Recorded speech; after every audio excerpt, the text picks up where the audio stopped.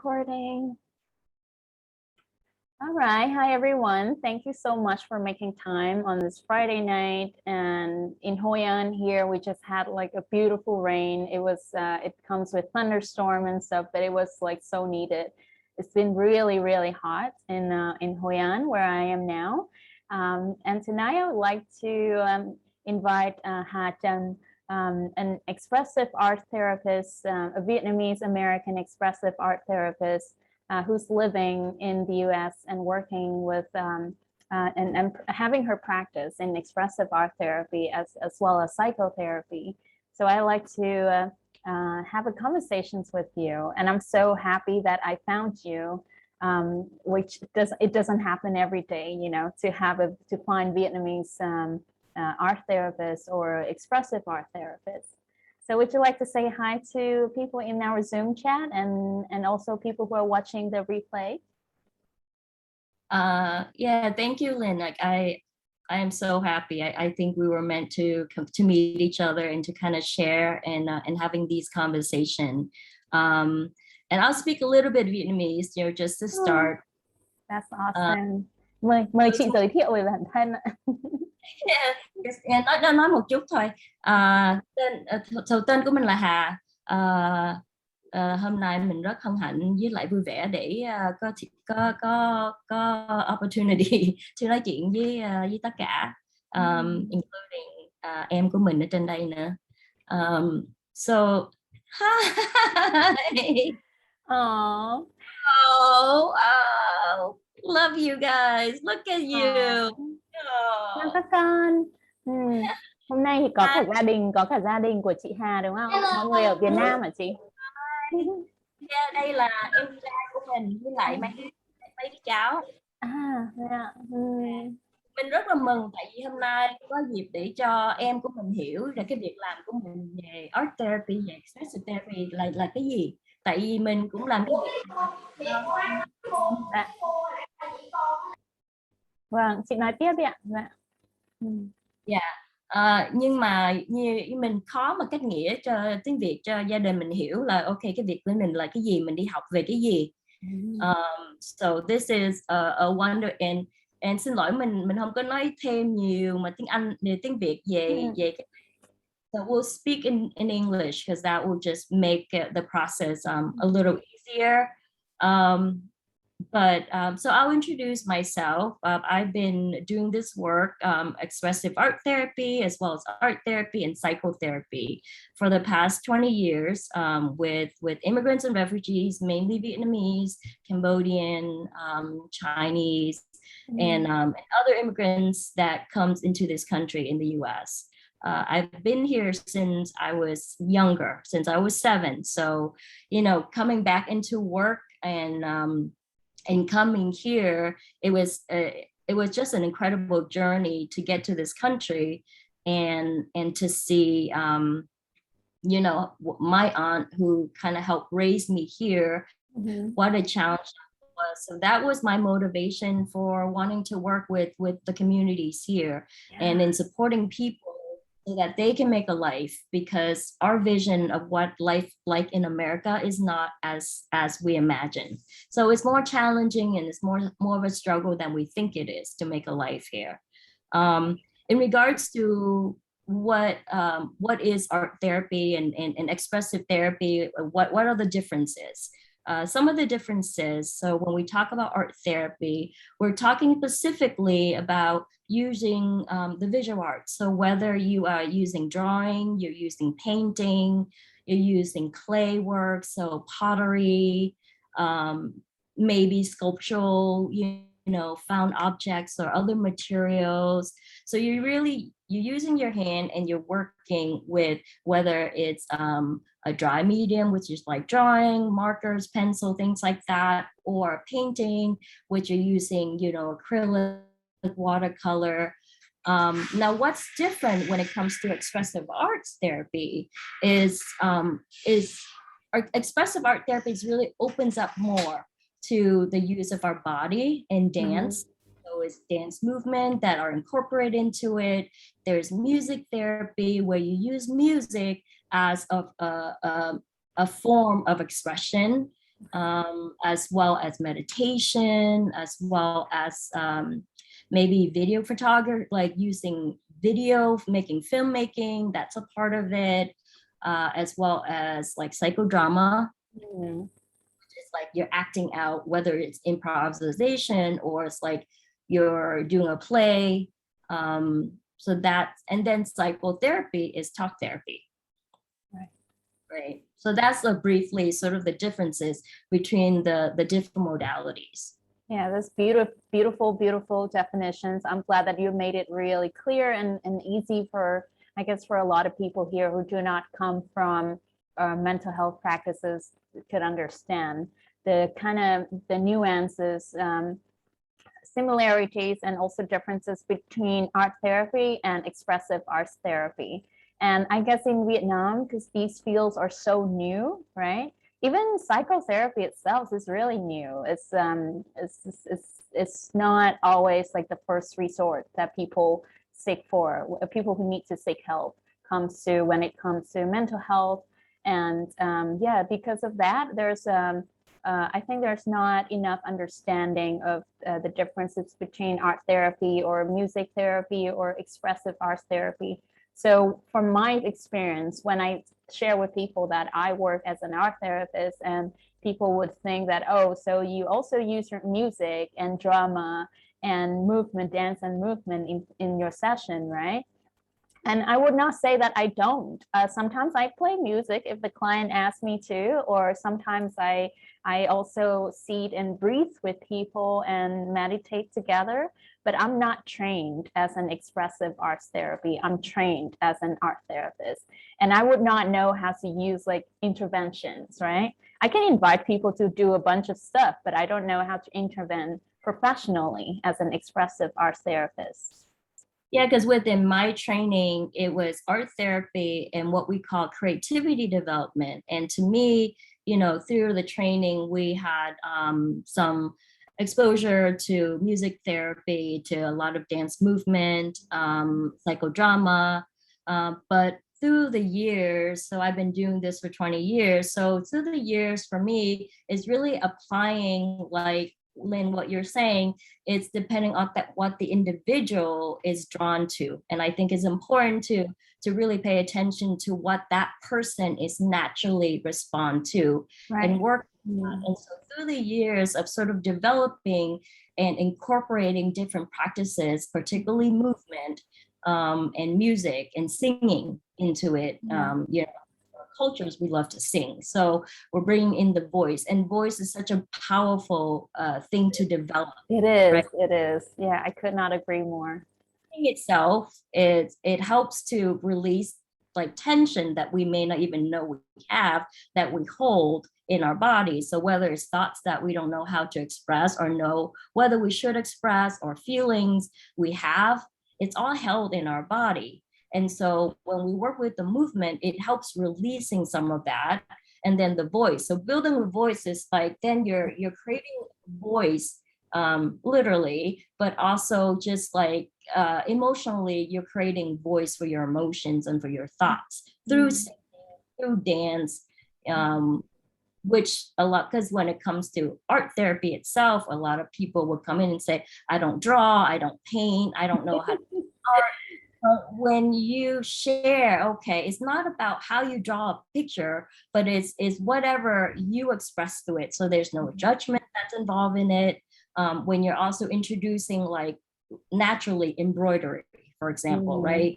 I use embroidery in work with clients, particularly like groups of women, embroidery, knitting, crocheting, even, you know, creating like a cookbook of their recipes. That's a problem of therapy, because when you go into, you know, I like to connect people to all the different senses of our experience, right?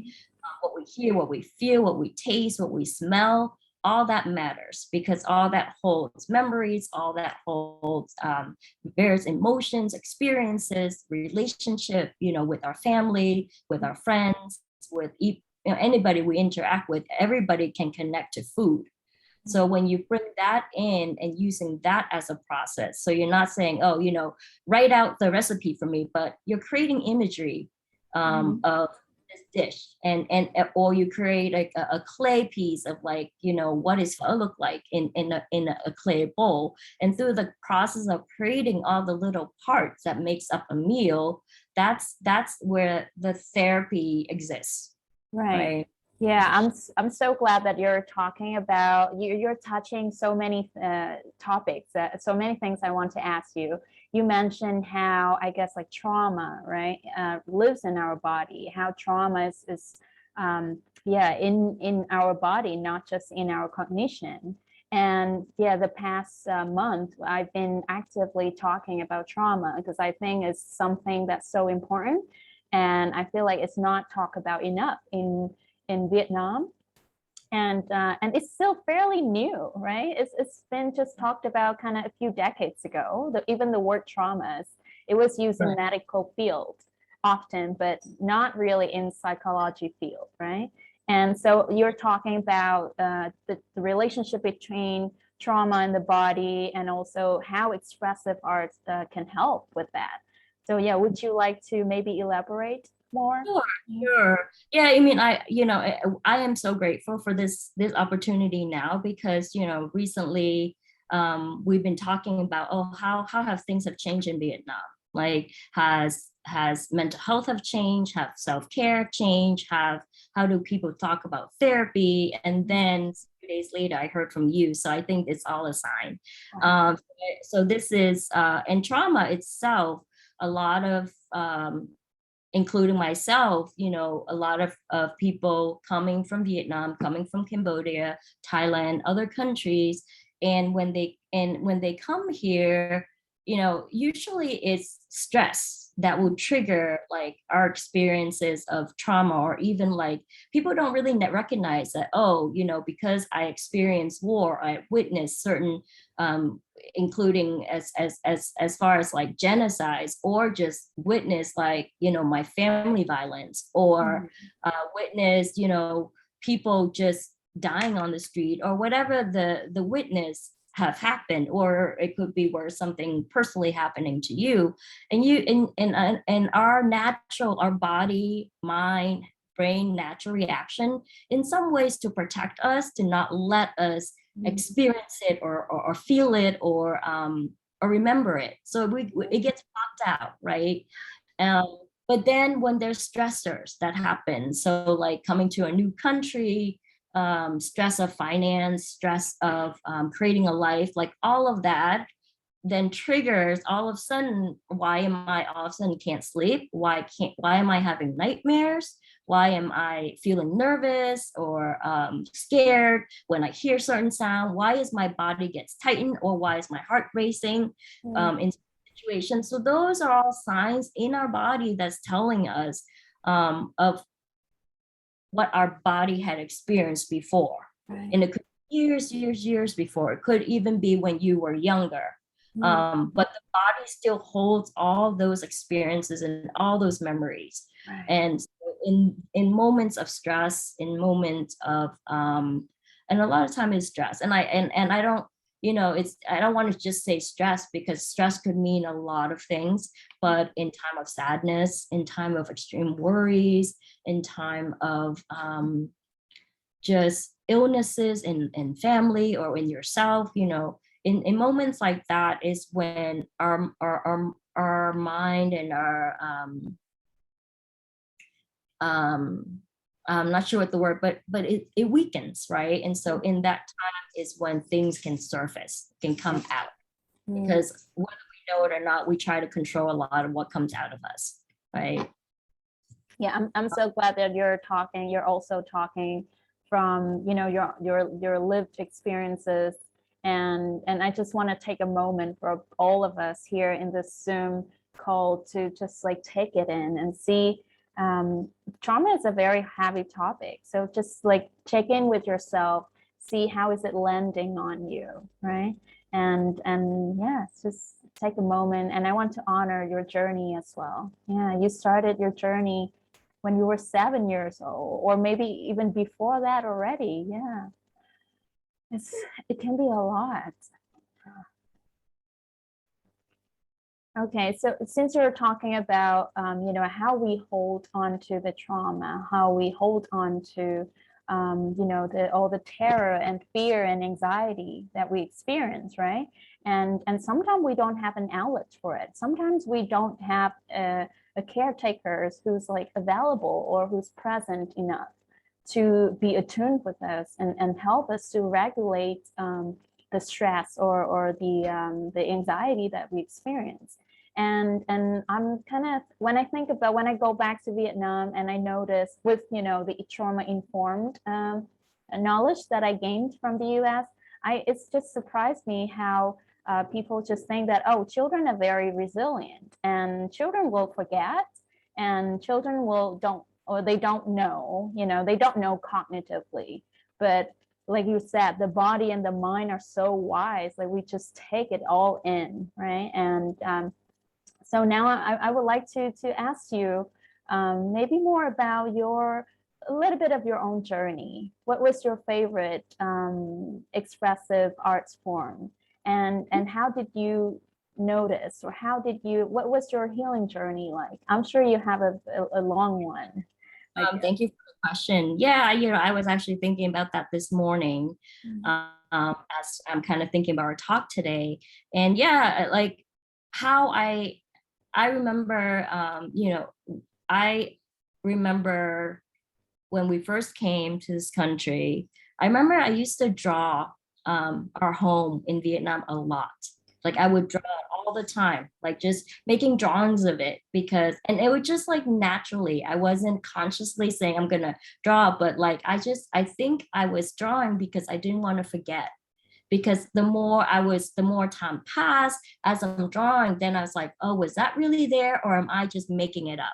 Or am I just putting it there because my drawing became probably less realistic and more of a fantasy that, oh, I had this. Or I would have a memory when I was, and I think I was 2 or 3 maybe, and I remember being in an attic in our home, looking out the window and seeing someone being chased by soldiers. Now, I was born in the early 70s. So therefore, there are things that was happening in the war in Saigon that I probably seen. And so I remember seeing somebody getting shot, but then I wasn't sure, was that a memory, an actual memory?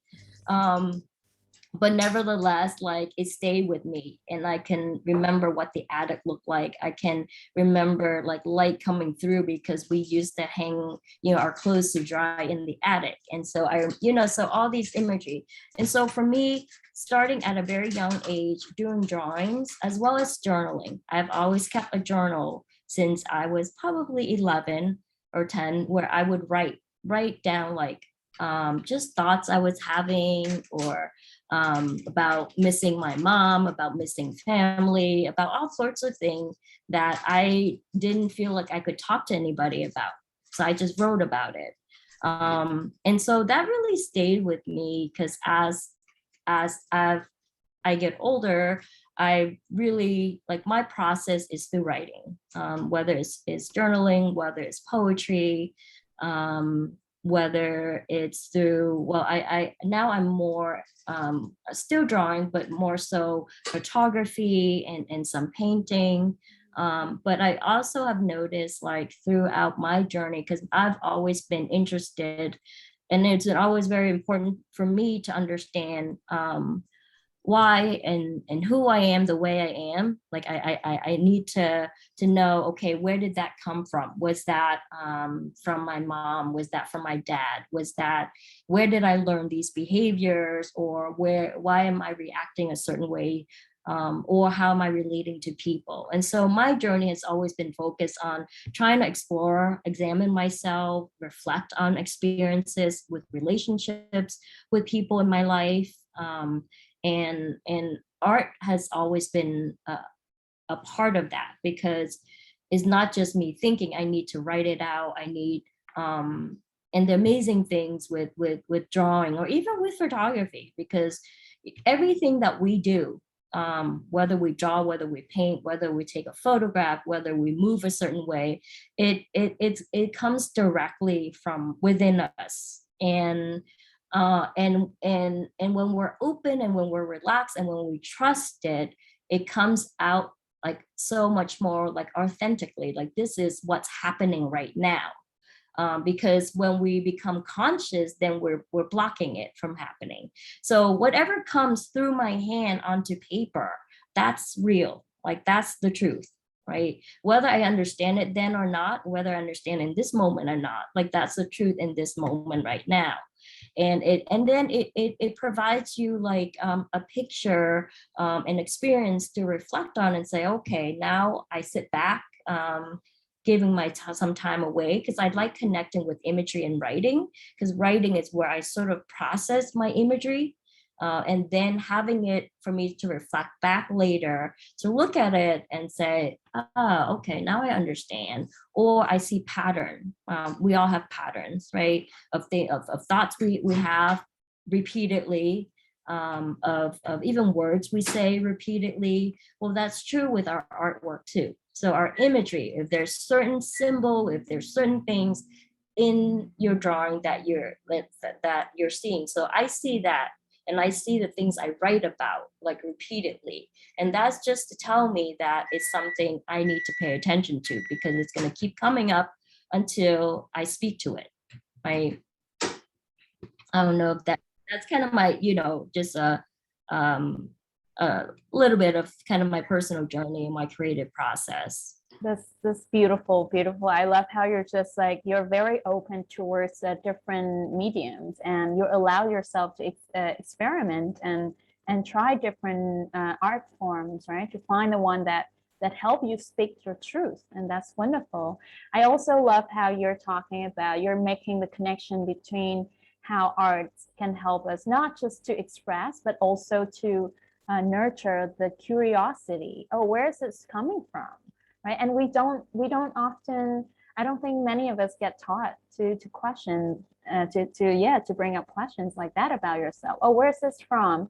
Or where are these like symbols? Why they repeat it in my series of artworks? Or why do I tend to use these words very often, right? Or why do I move in a curious way, not in a judgmental way, right? Yeah, where's that from? Yeah.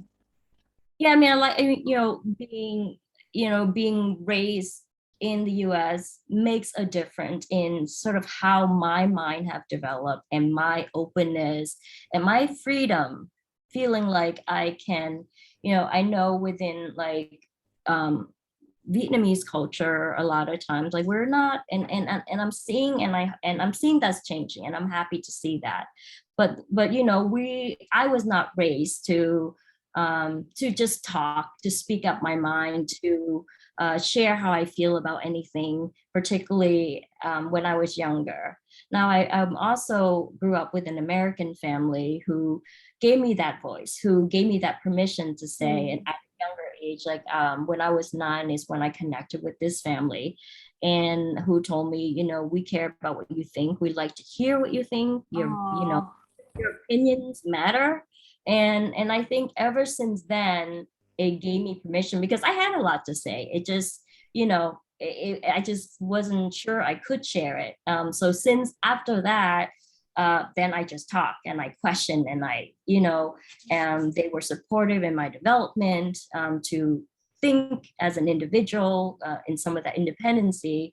And I think in some ways, like growing up here, is my grandmother, she passed away now, but she was here too.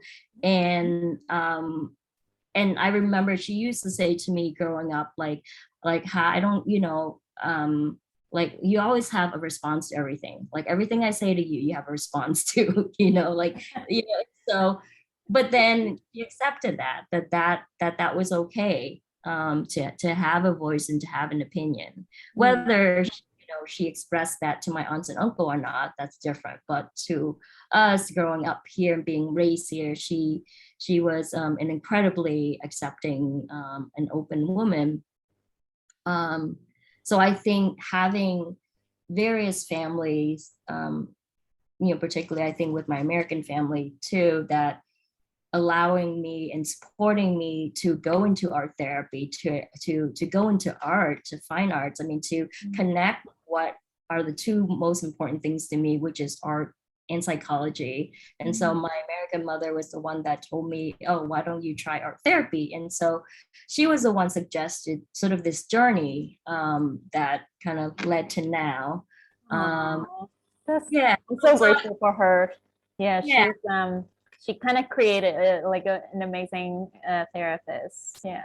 Thank you. And what's amazing, because I think it comes down to education, about having access to resources and education. Yes. Because working with the Vietnamese community here, you know, I work mainly with adults, so men and women from anywhere from 20s to 80s, right?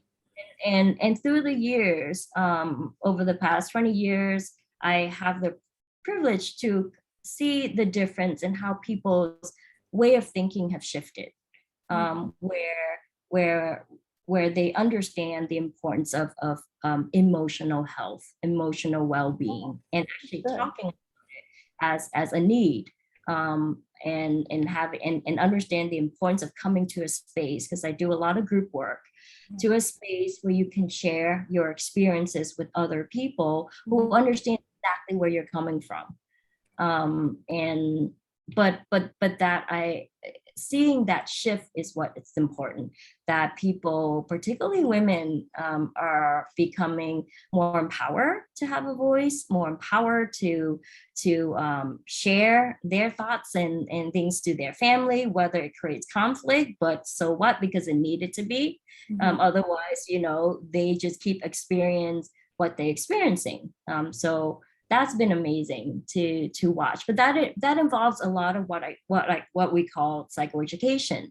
So you educate people about mental health, you're educating people about the experiences, from any level of, say, depression to post-traumatic stress disorder to schizophrenia to bipolar. I mean, you know, from different level of severity, to for people to understand there are things that with illnesses that happens that is just as important. So if I have a family member who has bipolar, their challenges, their experience, their well-being and their care is just as important as someone in the family who has high blood pressure or diabetes. Like these things are just as important. Our mental health is connected to our health.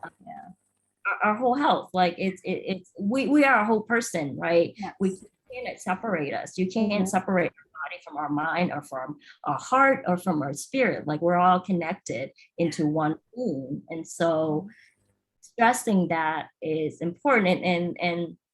And I'm so happy that there are more conversation and experience of that in Vietnam now, because certainly people here are growing in that, and in the communities, and share with each other that it is important, particularly with then like the new generations that are born here, being able to have, you know, and it's still very much of a challenge, you know, but that there is more communication between generations about experiences and about trying to understand their parents and what they've been through to get here, or you know, and I'm curious how that is in Vietnam now, you know, with young wonderful people opening up to this, and then how does that then relate and connect to your family and the larger like community?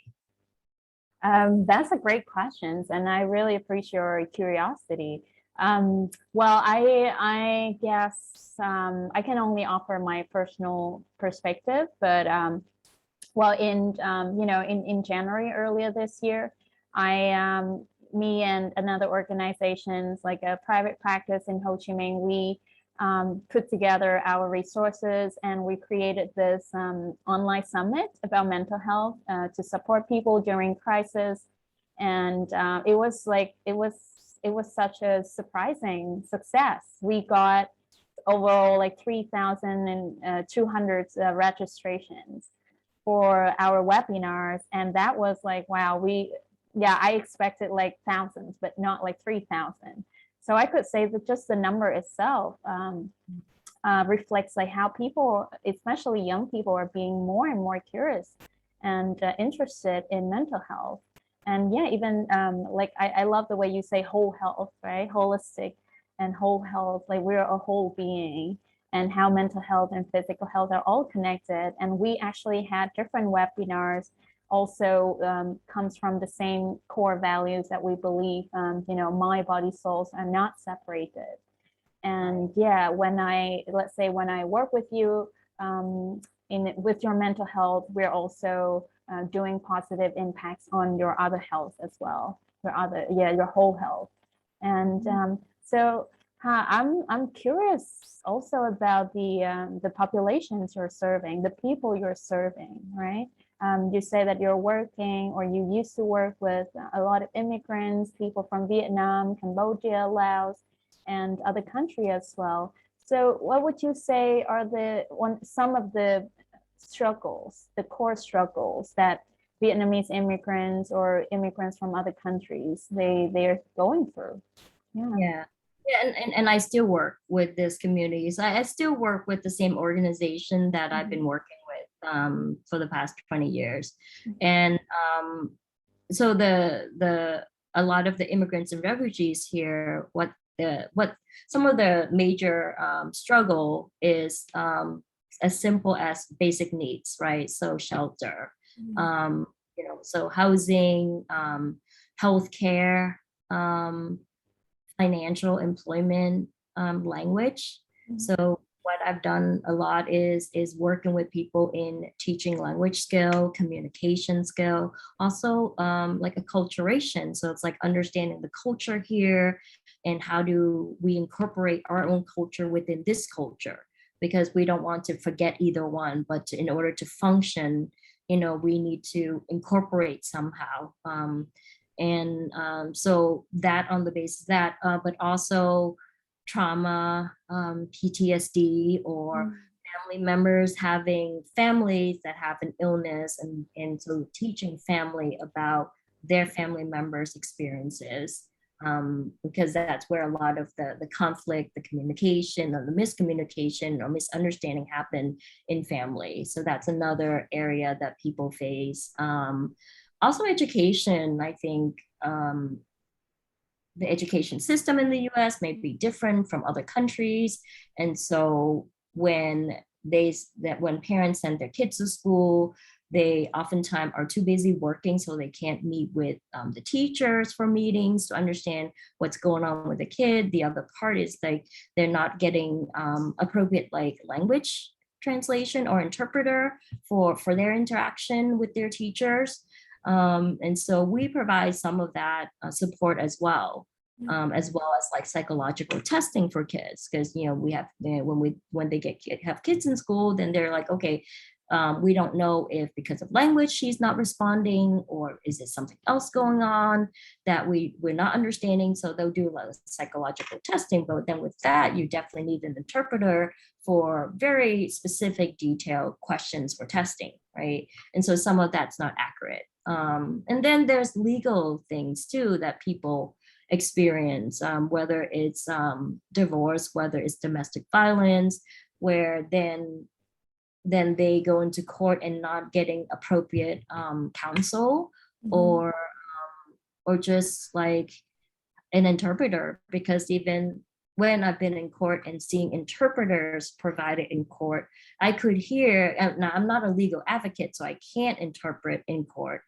but I could get a certificate for it, but I've heard like the translation, rarely do I hear like, wow, she was really great. Like my Vietnamese isn't like amazing, but I can understand quite a bit, right? And so that is such a challenge too, because the court would not know if that translator didn't accurately or fully translate what was being said back and forth, and so there's a lot of like, and so then that might lead to the person getting inappropriately or unfairly treated in that particular So there's so many, and it's like many just sort of life challenges. Right. But the barrier is having an illness, the barrier is having language and cultures, so on top of your everyday challenges in relationships and life, um, our community here are also dealing with cultural barriers, language barriers, and just lack of like access, because a lot of services and things are offered oftentimes in English, um, and Spanish, though, and some places has Chinese, but Vietnamese not so much. Khmer not so much, or from Burma, Laos, like not so much. And those communities are smaller here too. Cambodian, like I'm in Chicago, so Cambodian and Vietnamese community are fairly big here. But others not as much. And then there are also like newer immigrants that are coming within the past like 10 years. Right. So would you say that let's say Asian communities in the US are usually, they don't reach out to professionals, mental health professionals, or mental health services, and compared to other ethnic groups in the US? Would you agree with that? Yeah. Yeah, and I'm glad you pointed that out, because that's absolutely true. I mean, a lot of like now we get referrals, through family members or through primary care physicians. But in the past, like people would come to us because, oh, I need help.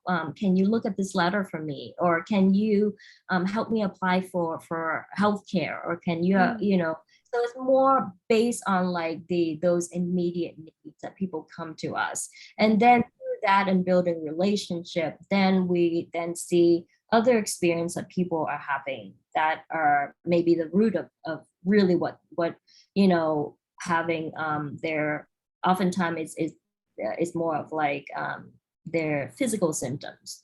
So whether it's having headaches all the time, whether it's not able to sleep, things like that is what people come in for.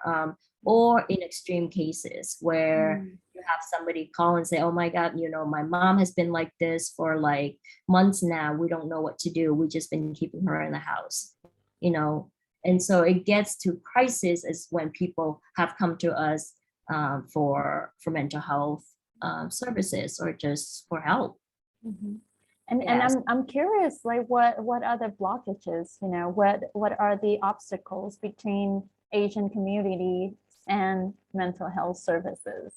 I mean, there's certainly like shame, right? Shame of like, oh, I'm having my family, like a family member having a mental health issue, and there isn't words, in other languages, like particularly like in Vietnamese for talking about like mental health, or somebody having a mental illness is like you call them crazy. Well, people are not crazy, that's not it. Nobody's really crazy. I mean, there are some really crazy people out there, but it's not because of mental illness. But I just lost my train of thought. Reason why Asian communities don't often reach out to mental health services. Yeah, and then because community is so small, so there is like, okay, my experience then reflects on my family, so the community is going to talk about my family, that we're not capable, that we're not able to care for our family, or that we're not raising them correctly. And then there's also the experience of just of mental illness being something else than an illness. It could be people might go to see like their religious leaders more so, or because you did something terrible in the past life, and that's why you're experiencing this right now. In regards to pretty severe illnesses like mental illness. And so there's a lot of that where like they're more likely to go to the temple, or go to church, or go to another fortune teller. Right, exactly. Rather that than coming in for health. And then the other challenge is people thinking where people are not have as much experience with being in hospitals, being in clinics, and so they're not sure what to expect, and so there's fear of like, okay, what are you going to put in me, or who are you and who do you work for, and so there's a little bit of that experience too of not trusting the professionals, and whether we are connected to the government, and whether that's going to affect their being here, just all sorts of things. So there's a lot of fear that is carried from home, from the country to here. There's a lot of fear, and they're valid, because they have valid experience of being fearful and being in a certain way, so there's a lot. And there's so much, and it sounds like that there's so many layers. There's such a complexity in the trauma that they carry, the trauma that they probably had before even coming to the US, on the way to the US, and like while adapting to the new life in the US. And then it looks like the resources are limited to, or there's so much shame stopping them from reaching out, right, and getting help. And suddenly I'm thinking about how does the soul expressions help, right? I think therapy is not going to change. It's not going to create, say, a shelter for them. It's not going to make them speak English or Spanish fluently the next day. So what do you think, what does therapies do for people who seem to have, so little resources? Yeah, well, I think we have to have both, right? And so someone coming to me who needs housing, who needs to find a safer place to live, like that's important, and it is important to address that, because that is part of relieving like the stress. Oh, what happened? I think my camera it's okay. Just keep, I fix it. It's weird because I'm looking at you and now I'm looking at a black screen. But so for why therapy is important is having it's oh shoot, is that my battery or your battery? Okay, I'm sorry. Okay, sorry. So I think you can't really convince people that like therapy is helpful unless they experience it. And therapy experience comes in many forms, right? What we learn in school about therapy and progress, that may look very different in real life and from person. So for a person, who, and this is why group work really is effective with our community, because it is a group of people coming together and having a space to talk to each other. Oftentimes until COVID, we were sharing a lot of food. We bring food in, people would cook, bring food in, we sit, we talk, we have lunch, we laugh, we joke around. That's therapy. Now, is that a traditional therapy like, we learn that are based on more Western Eurocentric experiences, right? That's not us. And so that through the process of these women and people coming together, creating art together, making art, hanging out, socializing, that becomes a space where they rebuild a sense of self, a sense of like self-respect, a sense of community, a sense of family, a sense of acceptance. Like these are all important parts of why you want therapy. You want to feel supported, you want to feel accepted, you want to feel like I'm okay with who I am, like and that I have someone who understands me. And that happens in an individual process too. But when someone coming in and they're just singing a song together, they're creating artwork together. Sometimes it's a group project, sometimes it's an individual project. But through that project, this process, without even telling them you're experiencing this and this and this, they're experiencing a calmness. They're experiencing, I'm not as anxious, I'm not as angry, I'm not as much in my head. Like here interacting with people, I'm more present. I'm actually connecting, even if it's just myself, I'm connecting somehow. And then also it's developing skills that people can feel like, particularly individuals that have pretty severe illnesses, like mental illnesses, they feel like life, like there's no future. That's it. You know, particularly young people who all of a sudden got really ill, that rebuilding their skills of like, oh, I can do this. Wow, I didn't know that I could paint. I didn't know that I can dance or that I like dancing.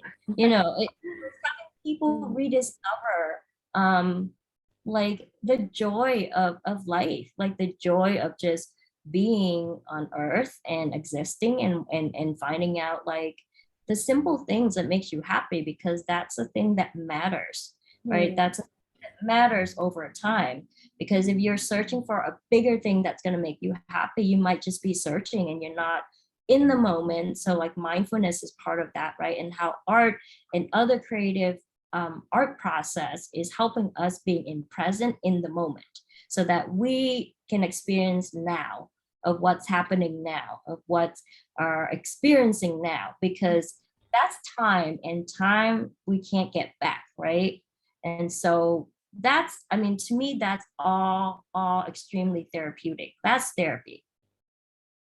Oh, that's wonderful. Wonderful. Thank you so much. There's so much knowledge and so much wisdom in what you just shared. And I love that I'm really appreciative of what you brought up earlier about how what we learn about therapy in school is very Western Europe centric, right? And that is something that I've been kind of questioning. I've been curious about. How do I bring something that I learned from the West, written by usually Caucasian straight males, right? And bring it back to Vietnam. Yeah, very different culture. And sometimes during my interaction with clients, I'm like, am I speaking like a Western person right now? And yeah, there's so much to unpack and there's so much to learn. And it's just, I feel like it's just me navigating this alone, and sometimes it feels really lonely. So when you talk about it, I feel like, wow, it's so amazing that somebody else is also, or either went through that, or it's really cool. Here. So we're running out of time, and I have so many more questions, but I would like to open this talk to everyone else. So please feel free to type your question in the chat box, or you can also unmute yourself and ask the question too, if it feels right. Okay, I'm gonna just let people. By the way, Jiha, would you like to share some of maybe a practice so people can take away after our talk today? Yeah. Would you like me to share now, or? Yes, that'd be great. Yeah, I think now is good. Yeah, so what I do a lot now is what I call so I'm not someone who likes to like meditate by sitting in silence. Like that never works for me. I have to be doing something, right?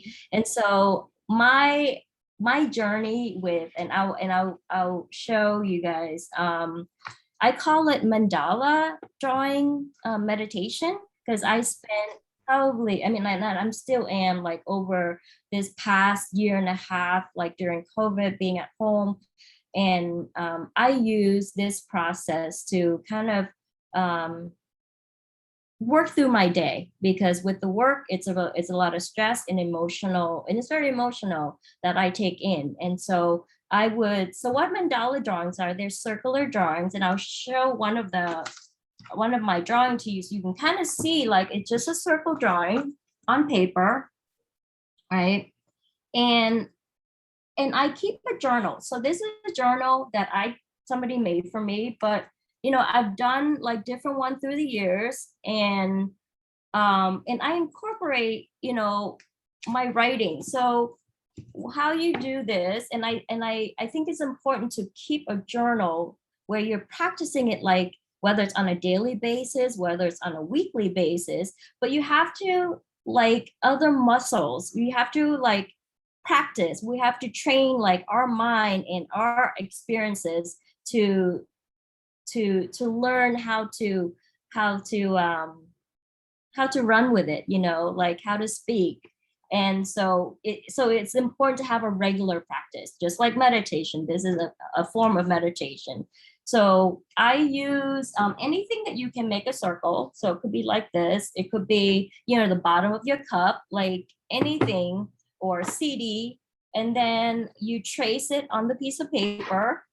And then I sit with it. A lot of time I sit in silence. I don't necessarily put on music, but I'll sit in silence and I'll just focus on the circle. And why the circle? Mandalas are practices that have done for hundreds and hundreds of years. But if you've ever seen the Tibetan monks, where they do the mandala drawings with the sand, the different color sand, and they would spend days and days and days creating this design. Well, that's a process of meditation, and they do a really large one. Well, for us, you know, we're not going to do like a large sand because we don't really have that, but we have a circle and we have paper, right? So you would create a circle on your paper and sit with it. Just start drawing in it.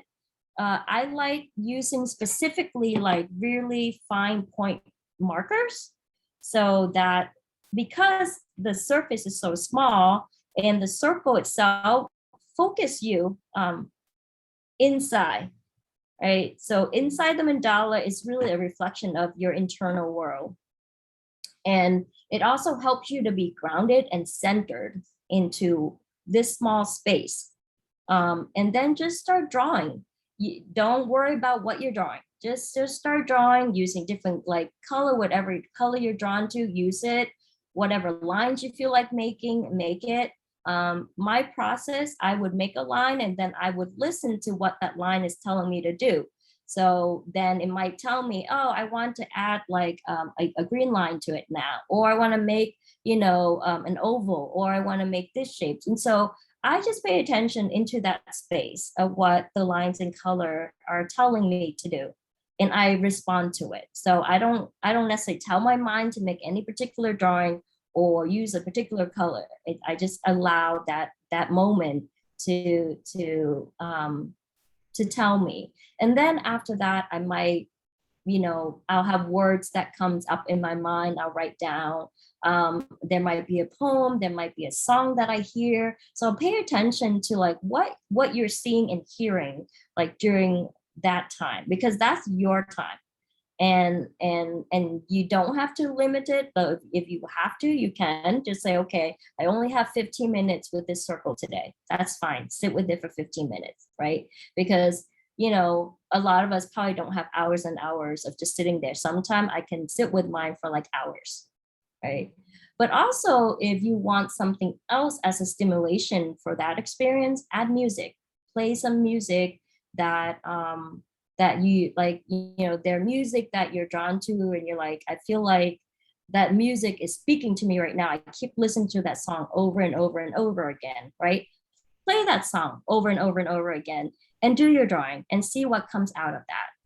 Because that then is giving you information about why you're liking that song so much. Why do you keep wanting to hear it? You know, because there's reasons for everything that we want to do, or that we feel or we hear or we see. Like there's reasons for it. You know, things just don't happen for no reason, right? And so I think this process would be, I would give it a try, and I would give it a try as far as like really keeping a journal of it, because then you're collecting kind of like imagery, and sometimes I write a question. Like I'll have a circle, my mandala finished, and I'll just have a question. I'll write out that question and just document it and put a date on it. So don't forget to put a date. I think also give it a title.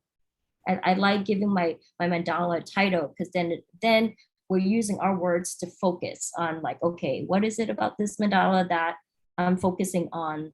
You know, because we're not trying to solve everything in our life. We're just trying to focus on what's happening in this moment that needs addressing, that needs care. You know, we're not trying to care like the entire our existence, you know. We don't rush into solving problems right away, right? Right. We kind of, yeah, we create like even 15 minutes or 5 minutes to sit with what is already going on and Yeah, like receiving the wisdom from that, right? And then we make like we're honoring our time for this, like it is a self-care too. it is totally. And I really like circles. I think circle is something that is so you know, it's you see it a lot in Vietnamese culture too. Um, yeah, it's the cakes we make that are circles, yeah, the roundish and the way that we sit around mâm cơm, right? Around Right. the tray. And yeah, Yeah. it's such a beautiful reunion of all the elements and components. And I think circles are very containing as well. Absolutely. Yeah, it holds us. Yeah. And I really appreciate that you mentioned like putting dates on your artworks. I did that with my journals, and I realized, oh, I tend to feel certain ways on Monday, or I tend to feel, why is it Sunday again that I feel like this? Like, what is it about this emotional pattern? Okay? Yeah. Yeah. Or why do I feel this way when every time it rains, you know? Like Okay, so I'm still waiting for a few questions here, and so if you have any questions, I would like to make time for to answer the questions. Meanwhile, can you suggest like maybe a few questions so people can ask themselves, or yeah, just some guidelines so people can examine or tap into what is going on in the internal world and how they're feeling. mhm. Why they do the mandala. um you know what, I think it's I think one important question I think we all should ask ourselves is really is more in relation to other, so about our relationships, right?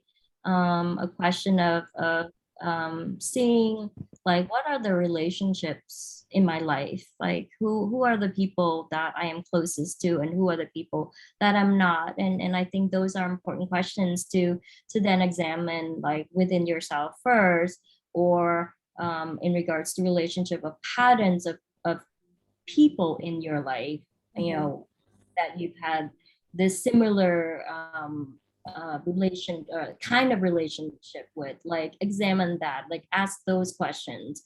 And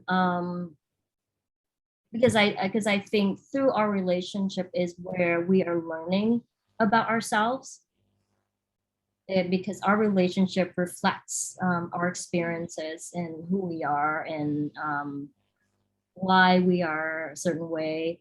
I think those are important questions to examine with our family, you know, of like family relationships, you know. I think, yeah, that's what comes to mind to me, because I think the relationships are really important, and or how we relate or connect to people in general are just really important. And and then and then I think it is a simple questions of like, how am I taking care of myself today? How am I taking care of myself today? How am I taking care of myself today? Mm. You know, and even if you like say you ask yourself that like every morning, how am I taking care of myself today? You're setting an intention that today I'm going to do this to take care. Because let me close my window. Oh no. Feel like I'm in Vietnam right now. Oh, it's raining. Well, it was raining here, but okay. Thank you. Right. So how am I taking care of myself today? Or am I taking care of myself today, right? Do I feel like I'm taken care of? Do I feel enough care? So I see one question here. Sounds like a very good one. I'm interested in being trained and practicing expressive arts therapy, incorporating multiple art practices into helping people so that they can find their suitable outlets. As you said, it will come down to one favorite where I can safely and confidently use it to work with clients. Would it be a long process, or do I just let it progress naturally? or if I'm actually good at one thing like drawing, should I intentionally focus on tuning to that part? I think that's a wonderful question. I I I think you should always start with what you're drawn to. Like this is start with what you're most comfortable with, Mhm. and then go from there. Um, I think just developing. I mean, as far as training goes, like there are training programs in the U.S. I don't know if there are other. Well, I'm sure there are other programs in other countries as well, but certainly like attending like workshops, seminars wherever you can to learn from people and other professionals. If you want to practice as an art therapist or an expressive art therapist, I would say you do need more traditional training, whether is with psychology. I think there has to be some foundations in psychology. And I don't know how that is in Vietnam, whether there are courses and training program in regards to psychology, and then medium. Like it is important to play around with different medium, because that's how you get to learn what that medium does.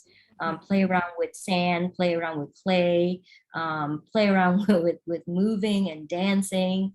Like I would say everybody should explore that on their own anyway, because as you become a therapist and you're working with somebody else, it is important for you to know how that how you react to that material, because you don't want to be in a session with somebody where all of a sudden you're painting and then the painting is triggering something for you. Because when you're in your session, it's not about you, it's about the other person, right? And so I think for you to know, you have to experience.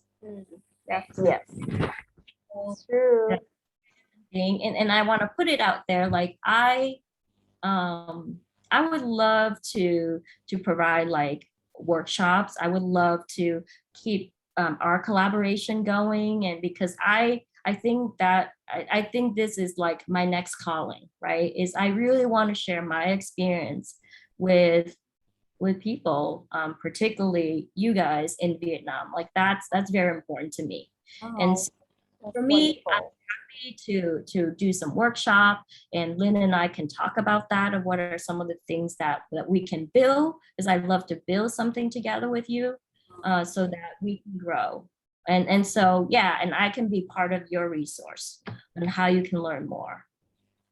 Yes, I'm 100% in for our future collaboration. Yes, thank you so much. There are so many different components of expressive arts therapy that I'm not even familiar with. I have experienced music therapy. I was in a music therapy group, and I have experienced dance and movement therapy. But there's like psychodrama, which is so interesting, and it sounds like there's so many healing qualities about different ones. And thank you so much, Alex, for asking a really great questions. So I think we're and I just want to add to, like, the other part of that is, like, we have our own resources that we can invite people to come and like facilitate a certain seminar on like dance movement or music, or like we have others who are more trained in their practice to come. That's true. And facilitate something for us too. So I can't speak fully to dance movement, but I do know, and I have friends who will be probably happy to come and say, okay, I can do something. Yeah, that's wonderful. Yeah, especially in Vietnam, all these creative arts therapies are so new here, and people are so interested. Yeah, I lost count of how many times people just like have the sparkle in their eyes when they hear about art therapy. Oh, talking is not really my cup of tea. Oh, I didn't know that I can make art. Yeah, and Right. yes, it's so wonderful. Anyway, so I think we're like 11 minutes behind, and thank you so much everyone for your patience to stay a little bit over, and thank you so much for your wisdom. Yeah, it's just so it really warms my heart to hear what you're talking about, and there's so many more I want to talk about as well. Thank you for your beautiful soul expression practice with the mandala. Is there anything that you would like to say before we close today? Oh, I'm just really happy to just be speaking, because this still excites me, you know, even 20 years later, it still excites me. And so I'm, you know, like the sparkle is in my eyes right now. So, you know, Oh. yeah. And everyone, I would like to, nếu mà được thì mọi người có thể bật mic lên, mình có thể là gửi lời chào hoặc là gửi lời cảm ơn hay là lời tạm biệt với cả chị Hà được không ạ? So I've said everyone, so that you can unmute yourself just to say goodbye or thank you. Chị Hà. Thank you Chị. so much for your sharing, Miss Ha, and also Miss Ling. It's really good. We're happy What I having right now. Thank you so much. Thank you. Hope to see you in the future. I really interested in art therapy. And I'm trying to find myself and a lot of experience of that. And also the last sharing about I also work with mandala, but just feel the color with it. And now I maybe have one more thing that I draw it by myself. That's really good. Thank you. Thank I you. think Lynn has my email, so she, you know, you can share that, and you guys are welcome to email me or reach out to me through that way. That's fine. Would you like to provide your email? Yeah, good to. Yeah, I can just type it in here. I need my glasses. And I will put it in the comment, in the caption for the YouTube video, so that people who are watching the replay can also have your contact. Yeah. Okay. All right. So we're waiting for her email, and next week we're having another meeting with another professional who's like an art teacher in Hanoi, and he's a very therapeutic art teacher. Yes, and I would like to welcome you to come online with us again. So this is she has email address hatt@hotmail.com. Yeah. Thank you so much, Chiha. Thank you. Goodbye, everyone, and good night. Bye. Enjoy your weekend. Good night and Have a good one, and please care for yourself. Yes. Bye bye.